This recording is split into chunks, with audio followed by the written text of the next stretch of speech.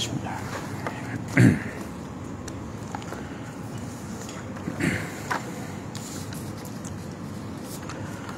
Assalamualaikum warahmatullahi wabarakatuh.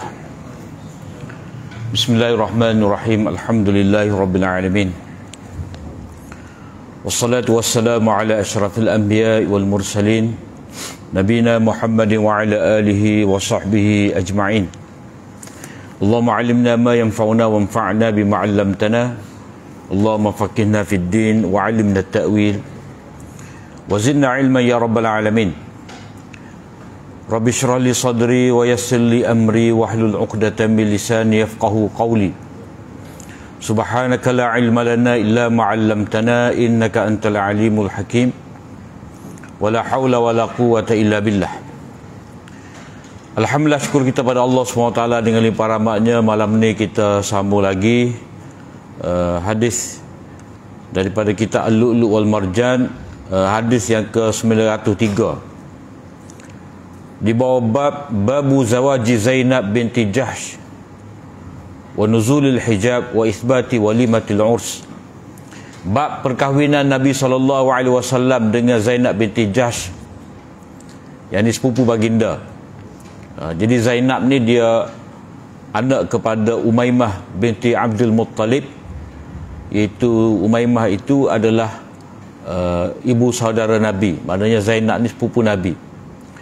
Kemudian turun je perintah berhijab dan sabit adanya walimatul urs, yakni jamuan kerana perkahwinan. Hadis Anas bin Malik radhiyallahu anhu qala lamma tazawwaja Rasulullah sallallahu alaihi wasallam Zainab ibnata Jahsh da'al qauma fata'imu thumma jalasu yatahaddathun wa idza huwa ka'annahu yatahayya'u lil qiyam falam yaqumu falamma ra'a dhalika faqama falamma ra'a dhalika qama falamma qama man qama wa qa'ada thalathatu nafar faja'a an-nabiy sallallahu alaihi wasallam liyadkhula fa idzal qaumu julus thumma innahum qamu fantalaqtu faji'tu fa akhbartu an-nabiy sallallahu alaihi wasallam annahum qad intalaqu faja'a hatta dakhal fa dhahabtu adkhul fa alqa al-hijab baini wa bainahu fa anzalallah ya ayyuhalladzina amanu la tadkhulu buyutan nabiy ila akhir al-ayah. Hadis riwayat daripada Anas bin Malik, katanya ketika mana Nabi SAW berkahwin dengan Zainab binti Jahsh, Nabi SAW memanggil orang ramai, yakni untuk hadiri walimah, lalu mereka tu makan, menikmati jamuan. Kemudian mereka duduk berbual-bual. Wa idza huwa, tiba-tiba Nabi SAW dalam keadaan seperti bersedia untuk bangun, tetapi mereka itu tidak bangun. Bila mana baginda melihat demikian keadaannya, maka baginda pun berdiri. Bila mana baginda berdiri, maka bangunlah maka bangunlah orang yang berdiri. Maknanya beberapa orang yang nak pergi pun bangun juga. Akan tetapi waqa'ada salah satu nafar, tetapi ada 3 orang yang masih lagi duduk. Maka Nabi SAW datang untuk masuk. Baginda dapati mereka itu masih lagi duduk-duduk. Kemudian mereka itu pun bangun pergi. Aku pun pergi dan datang memberitahu kepada Nabi SAW bahawa mereka semua telah pergi. Maka Nabi SAW datang sehingga dia masuk ke rumahnya dan aku cuba untuk masuk. Lalu Nabi SAW memasang tabir, hijab antara aku dan baginda. Kemudian turunlah ayat ya ayyuhalladzina amanu la tadkhulu buyutan nabiyya illa an yu'zana lakum. Wahai orang-orang yang beriman, janganlah kamu masuk ke rumah-rumah Nabi sehinggalah diizinkan kepada kamu. Itu hadis 903. Kemudian huraian tu nanti kita baca habislah semua hadis-hadis ni, kerana hadis berkenaan dengan perkahwinan Nabi SAW dengan Zainab ni ada 3 riwayat yang diriwayatkan daripada Anas bin Malik. Jadi dia ada sedikit sebanyak perbezaan lafaz itu, tetapi tetap daripada Anas bin Malik. Hadis 94.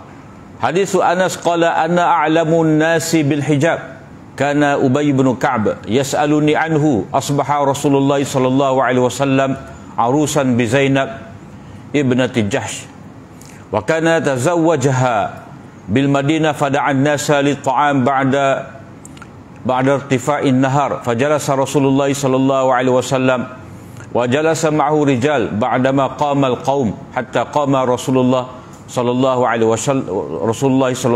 wasallam famasha wa mashaitu ma'ah hatta balagha baba hujrati Aisyah thumma dhanna annahum kharaju faraja'tu ma'ahu fa idahum julusun makanahum faraja'a wa raja'tu ma'ahu al-thaniyah hatta balagha baba hujrati Aisyah faraja'a wa raja'tu ma'ah fa idahum qad qamu fadaraba baini wa bainahu sitra wa unzila al-hijab. Hadis daripada Anas lagi, katanya aku adalah orang yang paling mengetahui tentang hijab, tentang tabir. Ubay bin Ka'ab bertanya kepada aku tentangnya. Yani Nabi SAW pada satu pagi baginda menjadi pengantin, yani pengantin bersama dengan Zainab binti Jahsh. Nabi SAW mengahwininya di Madinah. Lalu Nabi SAW menjemput orang ramai untuk jamuan setelah daripada matahari meninggi. Rasulullah SAW duduk bersama dengan Nabi SAW itu beberapa orang. Ba'dama qamal qaum, setelah mana beberapa orang telah pergi sehinggalah Nabi SAW bangun. Aku pun berjalan, baginda berjalan dan aku pun berjalan bersama dengan Nabi SAW sehingga ke pintu rumah Aisyah. Kemudian baginda SAW menyangka mereka telah pun keluar. Aku pun kembali bersama dengan Nabi SAW, maka didapati mereka masih lagi duduk pada tempat mereka. Maka baginda pun kembali dan aku pun kembali sekali lagi bersama dengan Nabi SAW sehingga ke pintu rumah Aisyah. Baginda kembali dan aku kembali bersama dengannya itu, sehinggalah rupa-rupanya mereka telah pun bangun. Maka Nabi SAW memasang ataupun meletakkan antara aku dannya itu tabir. Maka turunlah ayat hijab. Hadis daripada Anas satu lagi. Hadis Anas bin Malik qala kana Nabi sallallahu alaihi wasallam idza marra bi janabati ummi Sulaim dakhala 'alaiha fa sallama 'alaiha thumma qala kana Nabi sallallahu alaihi wasallam 'arusan bi Zainab faqalat li ummu Sulaim law ahdayna li Rasulillah sallallahu alaihi wasallam hadiyah faqultu laha if'ali fa'amadat ila tamrin wa samnin wa aqit fattakhadhat haysatan fi burmah fa arsalat biha ma'i ilaihi fantalaqtu biha ilaihi faqala li dha'ha thumma amarani faqala ud'u li rijalan sammahum wad'u li man laqita qala fa fa'altu alladhi amarani faraja'tu fa idha al-baytu ghassun bi ahlihi fara'aytu an-nabiy sallallahu alaihi wasallam wada'a yadayhi ala tilka al-haysah wa takallama biha ma syaa Allah thumma ja'ala yad'u asharatan ya'kuluna minhu wa yaqulu lahum udhkuru ismallah wal ya'kul kullu rajulin mimma yalih qala hatta tasadda'u kulluhum anha fa kharaja minhum man kharaja wa baqiya nafarun yatahaddathun qala wa ja'altu aghtammu thumma kharaja an-nabi sallallahu alaihi wasallam nahwa al-hujurat wa kharajtu fi isrihi faqultu innahum qad dhahabu faraja'a fadakhala al-bayta wa arkha as-sitr wa inni la fil hujrah wa huwa yaqulu ya ayyuhalladhina amanu la tadkhulu buyutan nabiy illa an yu'zana lakum ila ta'amin ghayra nazirina ina walakin idza du'itum fadkhulu fa idza ta'imtum fantashiru wa la musta'nisina li hadith inna dhalikum kana yu'dhin nabiyya fayastahyi minkum wallahu la yastahyi minal haqq. Qala Anas innahu qadama Rasulullah sallallahu alaihi wasallam 10 sinin. Hadis Anas bin Malik ni satu lagi katanya Nabi sallallahu alaihi wasallam bila mana Nabi sallallahu alaihi wasallam lalu di sudut ataupun di penjuru rumah Ummu Sulaim, Nabi sallallahu alaihi wasallam datang menemuinya dan memberi salam.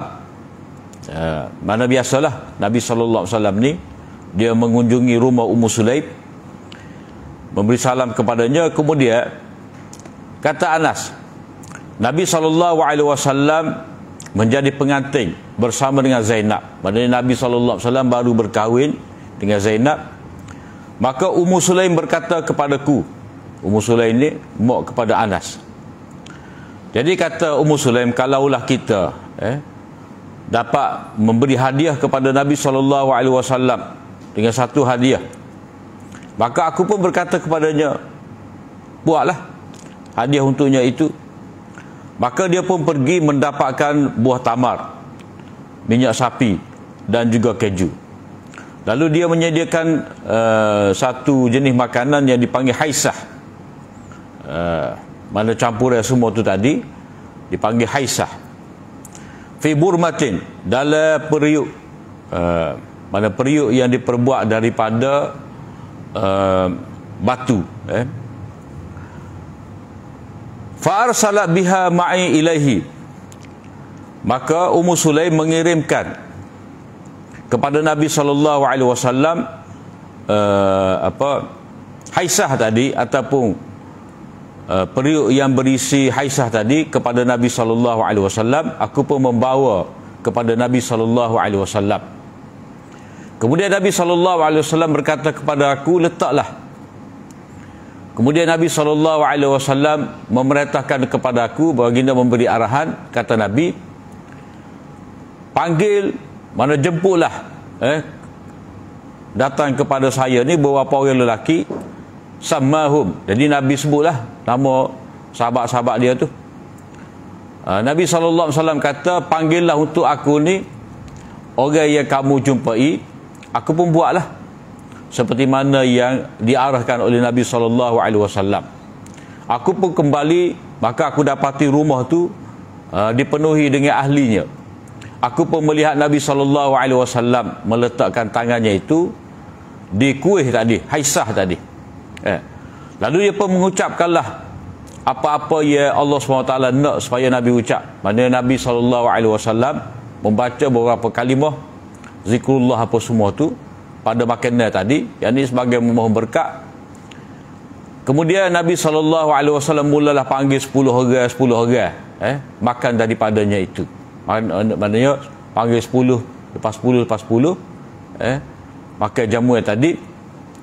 Dan Nabi SAW berkata kepada mereka, sebutlah nama Allah, dan hendaklah setiap orang itu makan makanan tadi apa yang berdekatan dengannya, sehinggalah semua tu tampil mendapatkan makanan tadi. Lalu faqaraja minhum man kharaja, mana hak mari itu dia pun keluarlah. Tetapi ada tinggal beberapa orang yang masih lagi berbual-bual. Kata Anas, aku pun mula rasa gelisah, rasa berduka cita lah. Mana rasa tak sedap hati. Ada lagi tak sekelik ni, walaupun telah makan. Kemudian Nabi SAW keluar menuju ke bilik-bilik, yakni ke rumah-rumah isteri dia. Aku pun berjalan keluar mengikuti Nabi SAW, dan aku berkata kepada Nabi, mereka semua telah pun pulang, pergi. Maka Nabi SAW kembali, yakni ke rumahnya, lalu masuk ke rumahnya, dan dia baginda melabuhkan tabir, wa inni la fil hujrah, aku ni duduk dalam rumah ataupun dalam bilik, dalam keadaan Nabi SAW membaca ayat daripada surah Al-Ahzab ni, ayat yang ke 53. Ya ayyuhallazina amanu, wahai orang-orang yang beriman, janganlah kamu masuk ke rumah-rumah Nabi SAW itu melainkan diberi keizinan untuk kamu kerana ada jamuan, tanpa kamu menunggu waktunya. Tetapi bila mana kamu diajak, maka masuklah. Dan apabila kamu telah makan menikmati jamuan, maka beredarlah. Dan janganlah kamu memulakan cerita. Kerana sesungguhnya itu menyakiti Nabi SAW, dan Nabi itu malu kepada kamu. Jadi Nabi tidak tegur secara terbuka kepada kamu. Wallahu la yastahi minal haq. Dan Allah SWT, dia tidak malu untuk menyatakan kebenaran. Kata Anas bahawa beliau telah berkhidmat kepada Nabi SAW selama 10 tahun. Jadi cerita berkaitan dengan perkahwinan dengan Zainab di sini satu aspek sahaja. Hak berkenaan dengan bab ni. Bukan keseluruhan. Kalau kira cerita semua tu panjang. Macam mana boleh berkahwin Nabi SAW, itu pun kita telah cerita daripada minggu yang lalu. Kerana nak mengubah resam jahiliyah, yang mana mereka itu tidak membenarkan seorang lelaki itu berkahwin dengan bekas isteri anak angkatnya. Kerana pada mereka anak angkat itu seperti anak sendiri, dan janda kepada anak angkat itu dikira sebagai menantu, tak boleh nikah. Sedangkan tidak ada hubungan kerabat, tidak ada hubungan darah antara seseorang itu dengan anak angkat dia, apatah lagi dengan bekas isteri anak angkatnya. Jadi Allah SWT memerintahkan supaya Nabi SAW mengawini Zainab untuk mengubah resam itu. Jadi daripada hadis ni kita boleh lihat, yang pertama dalam cerita ni, Nabi SAW bila berkahwin dengan Zainab, maka Nabi SAW mengadakan jamuan, walimah. Mengadakan walimah. Dalam hadis yang kita baca baru ni, iaitu Nabi SAW membuat walimah tu dengan seekor kambing. Jadi seekor kambing pun, walaupun nisbah kepada orang Arab lain ni, kadang sepohor tu 2 orang ya. Jadi kalau kerak seekor tu kerak naik, pada 12 orang menghabisi seekor kambing. Jadi di sini dalam riwayat yang kita baca tadi, wa takallama biha masya-Allah. Maknanya Nabi sallallahu alaihi wasallam ada baca ni pada makanan hak dia yang dibawa pada Nabi itu, mana Haisah yang dibuat, yang dimasak oleh Ummu Sulaim, Nabi baca doa. Kemudian Nabi suruh sahabat-sahabat dia ni membaca nama Allah ketika makan, maka keberkatan turun. Maka bilangan yang ramai tu, mari dengan 10-10 tu, semua dapat makan dengan sempurna. Jadi Nabi SAW memanggil sahabat-sahabat dia ataupun orang ramai untuk menikmati jamuan. Jadi dalam bab ni, dia panggil ijabatul da'wah. Maknanya menerima jemputan. Mana kita terima ajakan orang supaya menghadiri majlis perkahwinan, jamuan walimah ni, maka hukumnya wajib. Bila wajib dah salah tak pergi. Cuma kewajipan tu dia boleh gugur dengan sebab kalau walimah tu ada maksiat. Mana kita dapat tahu bahawa ada tarian gelak ke, macam-macam lah benda maksiat yang boleh berlaku. Antaranya ramai atau tutup aurat. Tuan rumah diri pun tidak tutup aurat ke apa semua, dengan ada nyanyi lagu-lagu yang tidak munasabah. Kemudian kita dapat tahu juga bahawa yang dipanggil tu hanya orang kaya, orang tertentu, orang-orang miskin tidak diajak. Itu pun dikira sebagai mungkar. Jadi menerima jemputan itu wajib. Kemudian walimah ni ataupun jamuan ni dia ada 2 bentuk. Walimah tu maknanya disebut khusus kepada jamuan perkahwinan. ada juga disebut walimah ni untuk akikah pun walimah juga. Untuk kita orang Arab dulu dia Jawi pun dia ada walimah juga, jamuan juga. Jadi sepakat ulama mengatakan bahawa kalau walimah walimah perkahwinan itu wajib. Kalau mengikut mazhab Syafi'i, walimah selain daripada perkahwinan hukum dia sunat. Tapi ada ulama mengatakan bahawa semua tu bila diajak wajib lah. Wajib kena pergi, tanpa dikhususkan dengan walimah perkahwinan. Apa jua jamuan itu dia kira wajib pergi. Pak kalau kita tidak dapat pergi tu, kita pesan lah, kita telefon, kalau kita beritahu bahawa kita ada sebab-sebab tertentu yang tidak dapat kita hadir, macam kita sakit ke, berada di tempat yang lain ke. Kalau orang tu puasa, kalau orang tu puasa, dia perlu hadir, wajib dia hadir walaupun dia tak makan, sebab yang penting dia mari. Bila dia puasa, dia tak boleh makan, dia boleh doa. Dia boleh berdoa untuk keluarga tuan rumah dan juga untuk pengantin. Jadi soal dia makan tak makan tu suku, yang penting dia hadir. Jadi ulama kata hadir tu wajib, makan tu nombor dua. Maknanya tidak wajib makan. Jadi dia ada pilihan lah. Kalau dia nak makan, dia makan. Kalau tak sih, tak sih. Maknanya dia pergi tu, rumah tu jamu laksa, dia jenis sakit orang. Tak boleh marah kalau laksa ni. Jadi dia kata tak boleh kita tak makan ke ni. Jadi maknanya kita ada pilihan lah untuk makan ataupun tidak. Tetapi ada perincian juga, kalaulah tuan rumah tu dia terasa kita tak makan, kita tak makan, jadi wajib kita makan. Walaupun kita kata ambil lah nasi senduk, daging sekeping, mana pada ketika tu wajib. Kalau tuan rumah kata ambil, jadi 5 kali ayat lagu tu, jadi kita kena raih lah. Walaupun pada asalnya yang penting kita hadir, itu sebagai meraihkan.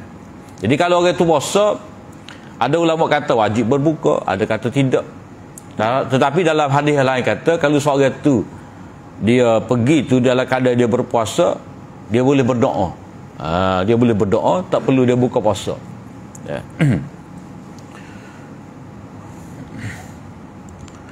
Tapi ada juga jenis orang ni, dia pergi buka puasa rumah tuan rumah. Orang buat bawah tu dia pergi buka puasa. Tapi kalau tengok di kad tu jamu setakat pukul 6, buka puasa pukul 7 suku, tak boleh. Tak boleh. Melainkan dia ambil tu, dia pergi pukul 6, dia bubuh-bubuh, dia pergi makan mana tak tahulah. Tapi biasanya tak boleh lah. Sebab dalam ayat yang kita baca ni, waktu jamuan tu dia ada isyarat waktu jamuan bermula bila sampai bila. Jadi kalau kita pergi lewat menyusahkan tuan rumah ni dia gelak gak, dia pun nak nyepel-nyepel malam nak nyengge ni, pukul pagi mari lagi. Tuan rumah daripada maring lagi. Dia sibuk, kata hari sampai kerja tu sibuk, tiba-tiba kita pergi lewat pula. Jadi tak boleh lah. Maknanya itu boleh menyebabkan susah tuan rumah. Maknanya kita kena pergi pada waktu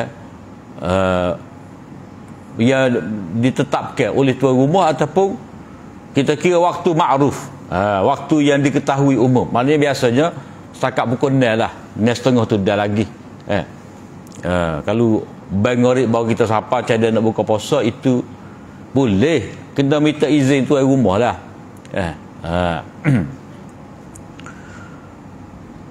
Jadi Nabi SAW panggil ni, mereka pun mari makan-makan. Dalam riwayat yang terakhir yang kita baca tadi, Nabi SAW menamakan orang-orang tertentu. Mana yang perlu hadir ni orang yang dijemput. Orang yang tidak dijemput tak boleh. Tak boleh. Dia nak tupai. Dia nak tupai. Maknanya kawan ni orang tak ajak, tuan rumah tak ajak dia, tapi dia kata tak boleh, aku nak pergi juga. Nak tupai demo. Jadi dia pergi juga. orang yang bawa dia tu, dah kamu nak pergi kak, marilah. Tapi aku tak ajak kamu sendiri. Jadi kamu kena minta izin dengan tuan rumah. Maknanya kalau kita tidak dijemput, tak boleh. Ada jenis orang ni, dia tengok dia mari jalan kan, dia tengok orang ramai ada kemah ke apa semua, dia pun mari. Jadi walau ngaku orang tak, itu makan nasi. Tak boleh. Tak boleh. Nak buat salah ke gapo ke, tak boleh. Jadi kalau kita nak pergi jamuan tu, kena tentu kita dijemput. Kalau kita tak dijemput, tak boleh. Jadi Nabi panggil seorang-seorang, Nabi sebut nama tu. Kemudian Nabi berdoa pada Aisyah. Maknanya ada dua jenis lah jamuan ni. Satu hak kambing tu, satu lagi kita kata kuih lah. Aisyah ni maknanya benda manis. Sebab itu campuran buah tamar hak manis dah. Ada minyak sapi pula, minyak lemak, lepas tu campur dengan keju pula. Keju ni, keju hak zaman dulu ni hak kerah tu. Kerah tu tempat kita rasa tak ada. Tak ada, bukan jenis keju tempat kita ni. Tapi kita tahulah hak ada, kita jumpa di Pakistan dulu tu, dia keju tu sorghum ni, kau kerah, kering, kerah sungguh lah. Jadi mungkin jenis tu, sebab hak ni dibawa ke mana-mana. Dalam keadaan kerah tu dia bawa sebagai bekalan daging musafir. Mana kalau dia nak makan, nak masak, kalau kita kat pesen sarding lah, pesen sarding, ikan bilis ke apa semua dah. Cara orang dulu dia musafir ni, lagu tu lah dia ada makanan kering. Seperti mana kita ni ada ikan bilis, ada macam-macam jenis benda tu.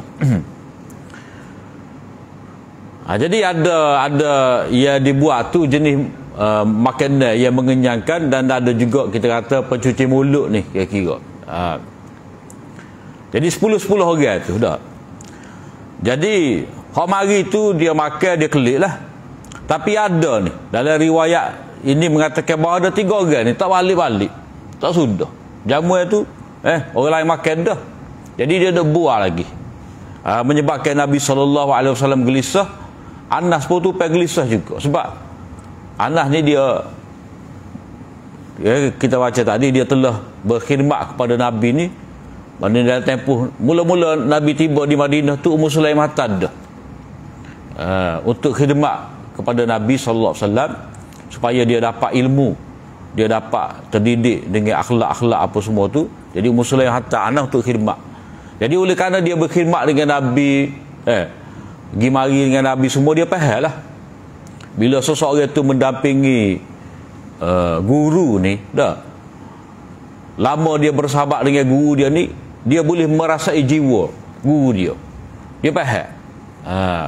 Dia faham guru dia tu gapo, pesen dia gapo. Jadi bila Nabi SAW gelisah dengan sikap beberapa orang sahabat dia ni, dia masih lagi duduk berbuat, sehingga Nabi tubik pergi jalan pergi rumah Aisyah dah. Lepas tu balik semula rumah dia lah dengan rumah Zainab ni. Tapi dia tu ada lagi duk buah. Sapalah akhirnya mereka tu berkali ambil modal berkali dah. Bangunlah. Jadi daripada sini turunlah ayat yang menegur sikap ni. Ya ayyuhalladzina amanu la tadkhulu buyutan nabiy illa an yu'zana lakum ila ta'amin ghayra nazirina inah. Wahai orang-orang yang beriman, janganlah kamu masuk ke mana-mana rumah Nabi melainkan diberi keizinan kepada kamu untuk menghadiri jamuan. Maknanya rumah Nabi ni dah, mentakau dia Rasul, mentakau dia Nabi ni, umat ni dia tak boleh masuk sesuka hati. Sebab itulah dia ada ayat turun sebelum daripada tu. Kalau orang tu mari nak jumpa dengan Nabi, nak cuak bisik dengan Nabi, ada benda dia nak kecek dengan Nabi, dah, Allah Ta'ala suruh sedekah dulu. Supaya apa? Supaya orang beriman ni dia terdidik. Maknanya kalau nak jumpa orang besar, orang penting, dia kena tahu waktu dia, kesediaan orang besar. Sebab itulah dalam sistem dipakai ni dah, kita nak jumpa dengan orang besar ni, pertama kena buat appointment melalui SU dia. Jadi benda tu benda yang tidak bercanggah dengan syarak, sebab dalam ayat surah Mujadilah tu Allah Ta'ala menyebut bila seseorang tu nak berbisik, ada urusan dia nak kecek dengan Nabi, maka faqaddimu baina yaday najwakum sadaqah, hendaklah dia memberi sedekah dulu kalau orang tu ada benda yang dia nak bercakap dengan Nabi. Tak boleh jumpa mudah-mudah. Sebab apa? Sebab Nabi ni dia banyak urusan. Waktu Nabi terima wahyu, Nabi nak jumpa orang tu, nak jumpa orang ni, nak berdakwah situ, berdakwah sini. Jadi masa Nabi tu berharga. Jadi tak boleh orang tu nak eret Nabi, nak buat suka-suka ke gapo ke, tak boleh. Jadi bila ada hajat, barulah mereka tu dapat jumpa Nabi. Itu pun Allah Ta'ala mengarahkan supaya sahabat bersedekah dahulu. Itu cara disiplin. Jadi tidak boleh masuk menemui Nabi SAW melainkan pada ketika baginda berizinkan kepada kamu, dan bila ada jamu yang makan lah, mana dijemput kamu ke rumah dia untuk makan-makan seperti walimah di sini, ghayra nazirina inah, tanpa menunggu waktunya. Maknanya kita kena pergi itu tepat pada waktu ya kita itu dijemput. Kalau macam kita backwah lah ni kak, kalau kak tu tulis jamu pukul 12, 11.30 kita ada dah cokok, tak boleh. Tak boleh. Sebab apa? Sebab kita mari dah tunggu berderu dah tu nak mari makan, sedangkan ular tak gelegak lagi. Tuan rumah kelar kabut, tak sudah hati lalu dia dalam keadaan dia tidak bersedia, dia masih lagi sibuk, meja tak siap lagi, pinggan tak susun lagi, apa semua, tiba-tiba kita ada cakap, ada tunggu. Tak boleh. Jadi kita kena tahu baca malaikat tu. Kau ingat kau pukul 11 dah. Jangan dia main ingat kita lah. Hak tengok kalau kita baca di kad tu, dia kalau dia kata pukul 12 lah. Jangan kita mari. Tapi kalau kita baca di kad tu pukul 12, kita pergi 12.30, dia kelar kabut lagi, tu masalah dia lah. Bukan masalah ni kita. Kita ni kena jaga. Tanpa kita tunggu cokor, tunggu gula gelegak, tak boleh. Jadi kita kena tahu waktu dia.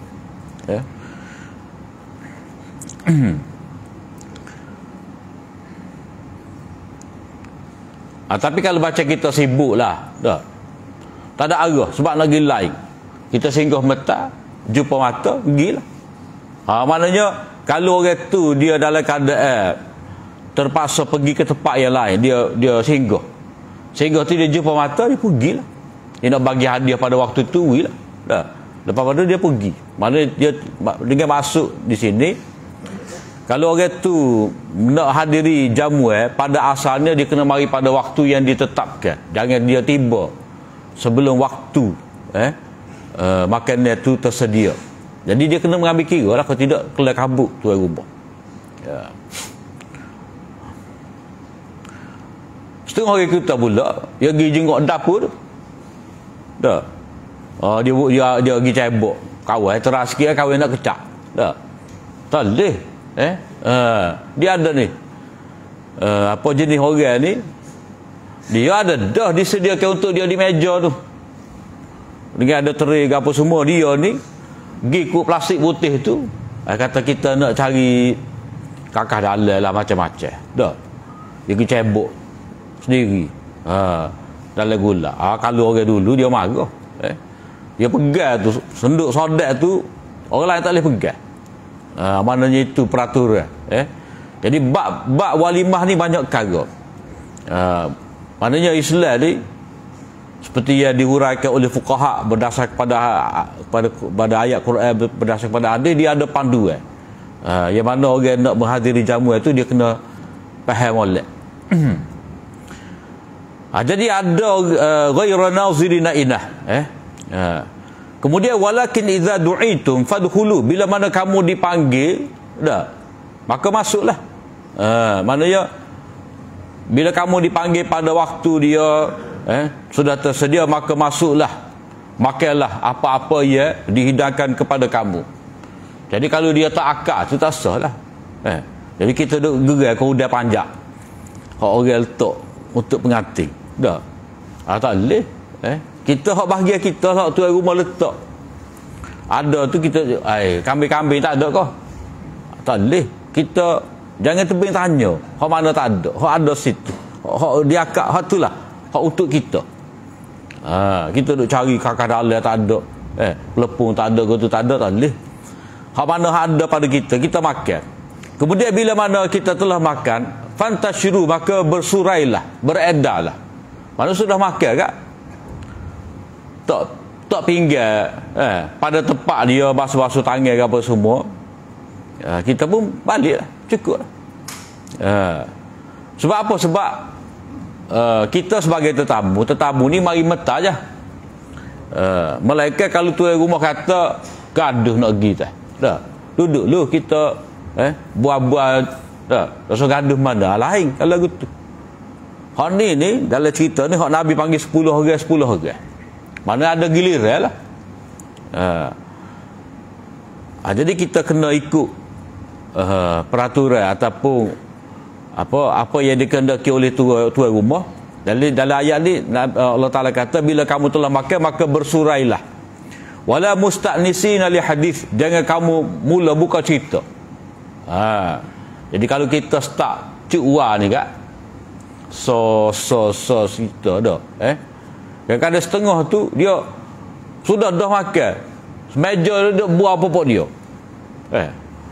Waktu mai ambil kuih sama cerita tak habis. Jadi orang lain tu mari nak duduk makan, siapa ada makan tengok bawa pokoknya ke apa semua.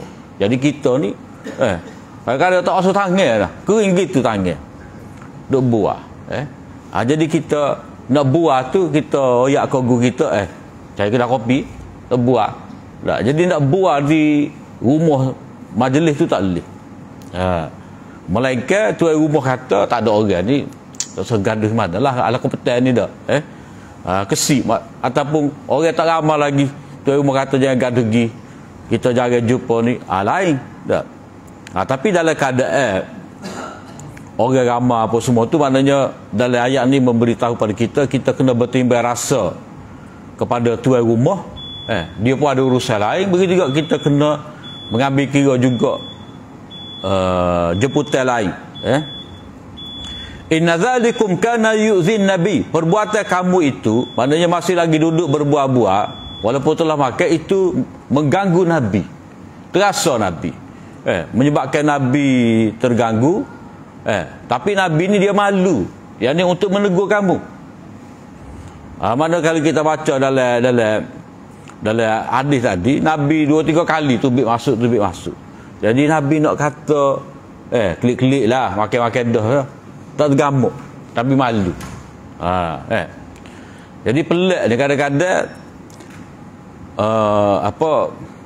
orang yang nak tegur tu jadi kau malu takut demo malu lah. Kalau dah kita marah tak malu demo. Baik kita hok marah ni duduk dia tak tebing kita buka mulut kita marah demo pula malu. Jadi kena faham lah keadaan tuan rumah ni. Jadi Nabi SAW dia malu untuk menegur kamu, tetapi Allah SWT tidak malu daripada kebenaran. Maknanya Allah SWT tegur kamu dengan turun ayat ni untuk menyatakan kebenaran. Allah Ta'ala tidak malu. Tapi dia Allah Ta'ala tegur gak terakam lah. Maknanya orang yang baca, orang yang terlibat dengan perkara ni, dia baca ayat ni walaupun tak sebut nama dia, dia kata ki hakun ada. Maknanya berat sahabat ni, bukan berat akhlak tidak. Maknanya sahabat ni bila dia buat kesilapan ditegur oleh Allah Ta'ala, benda tu ada dalam Quran, cuma tak disebut nama dia. Tuhan nak jaga. Tapi dia faham lah bahawa dia telah ditegur. Maknanya menjadi sahabat Nabi ni benda yang berat, bukan benda yang ringan. Kalau kita kata kalaulah aku ni bersama dengan Nabi dulu, tak payah koyak. Sebab bila kita menyalahi perintah Nabi, Allah Ta'ala tegur, Nabi tegur, dia benda tu terakam kekal sampai bila-bila. Mana Ji? Tentang jemputan, menghadiri jemputan wajib bagi yang telah dijemput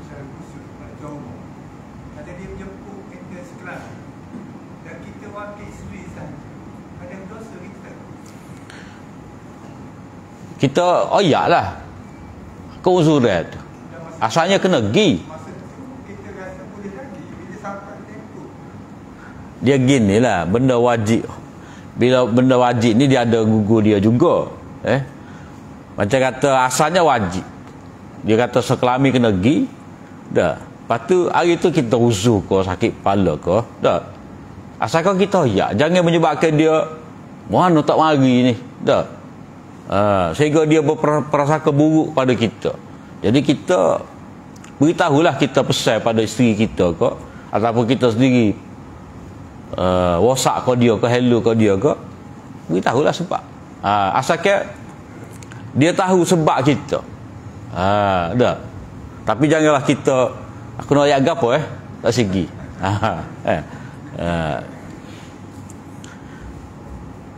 Tu apa hadis tetap walimah. Kemudian sebenarnya bab tentang hukum jemputan menghadiri walimah ni yang akan ada nanti pada bab yang ke-15 ni, hadis 906 nanti. Cuma hadis yang kita baca ni tentang perkahwinan Zainab binti Jahsh dan berkait dengan turunnya surah 53, surah Al-Ahzab ayat ke-53 ni, dia ada panduan kepada orang yang menghadiri apa jamuan tadi, untuk dia patuhi. Macam kita sebut tadi, waliyakul kullu rajulin mimma yalih, seseorang itu hendaklah makan dengan apa yang dekat dengan dia. Jadi seperti kita sebut tadi, apa yang dihidangkan dengan talal kan, kita ambil dekat kita lah, jangan gigak juga. Maknanya apa yang dihidangkan kepada kita itulah kita ambil makan. Bukan kata kita dapur dah pergi makan dapur, jangan depan kita dah. Orang hidang kan pasang ada lagi lah ni dah. Hidang sebekas-sebekas ni, ayam pecik sebekas, gula sebekas, sambal sebekas, acar sebekas, sepinggir-sepinggir tu dah. Jadi hak dekat dengan kita tu sambal. Lepas tu kita nak ambil sambal sama-sama, tidak. Maksudnya masing-masing tu ambil hak dekat dengan masing-masing. Lepas tu giliran lah kita ambil sambal, buh sambal kita dulu dah. Lepas tu dekat sikit ada ikan kering, ambil dulu dah. Jangan kata ambil giliran. Jangan apa jadi kebudak-budakan. Jadi maksud ambil hak dekat ni maknanya ambil hak sesuai dengan kita. Maksud ambil hak dekat ni kalau jenis makanan tu jenis yang sama. Jadi kalau kita nak pergi ambil alik tu pun bagi tulah juga. Tapi kalau hak alik sana tu hak jenis lain, tak apalah. Kita boleh ambil ambil hak alik jauh daripada kita kerana dia berlainan dengan hak dekat dengan kita. Hadis ni.